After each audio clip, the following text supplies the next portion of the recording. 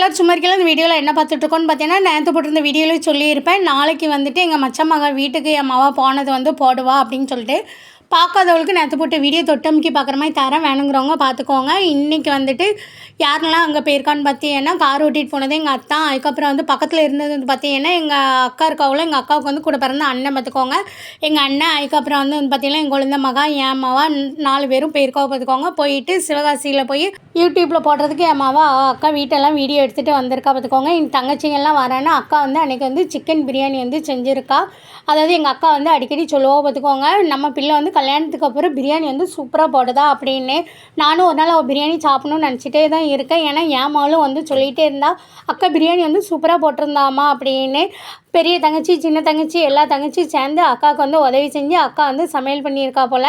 அதாவது அவன் என்னெல்லாம் செஞ்சான்னா, அன்றைக்கி வந்து கோழிக்கறி பிரியாணி போட்டிருக்கா போல், அப்புறம் வெறுஞ்சோறு வடித்து வச்சுருக்கா, ரசம் வச்சுருக்கா போல், அதுக்கப்புறம் வந்து தயிர் வெங்காயம் போட்டிருக்கா, அதுக்கப்புறம் வந்து பார்த்தீங்கன்னா அப்படியே கோழிக்கறியை வந்து அப்படி கட்டியாக சன்னமாக வச்சுருக்கா போல். அதுக்கப்புறம் வந்து பார்த்தீங்கன்னா இது கோழியை வந்து பொரித்து வச்சுருக்கா. எல்லாமே சூப்பராக பண்ணியிருந்தாலும் என் மகன் வந்துட்டு அவள் அக்காவை ஆகோகான்னு வந்து பாராட்டிகிட்டு இருந்தா, எல்லாம் அக்கா சூப்பராக செஞ்சுருக்காமா அப்படின்னு சொல்லிட்டு. நம்ம வந்து அவளை வந்து சின்ன பிள்ளையாவே பார்த்துட்டு இப்போ கல்யாணம் ஆகி போய் அவள் இவ்வளோ செஞ்சாலும் என்னமோ அவள் வந்து சின்ன பிள்ளை அப்படிங்கிற மாதிரி தான் நமக்கு வந்து மனசில் தோணுது பார்த்துக்கோங்க.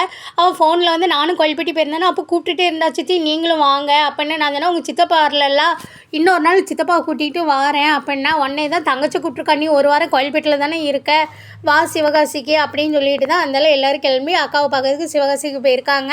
அதுக்கப்புறம் வந்து பார்த்தீங்கன்னா எல்லோரும் உட்காந்து சாப்பிட்டுட்ருக்காங்க. முதல்ல உட்காந்துருக்கோம் பார்த்தீங்களா, அதான் எங்கள் மருமங்க. நீங்கள் வந்து பார்த்தது இல்லைல்ல, அதுதான். அதுக்கப்புறம் வந்து பார்த்தீங்கன்னா எங்கள் அண்ணன் அதுக்கப்புறம் எங்கள் அத்தா எல்லாம் உட்காந்து சாப்பிடுதாங்க.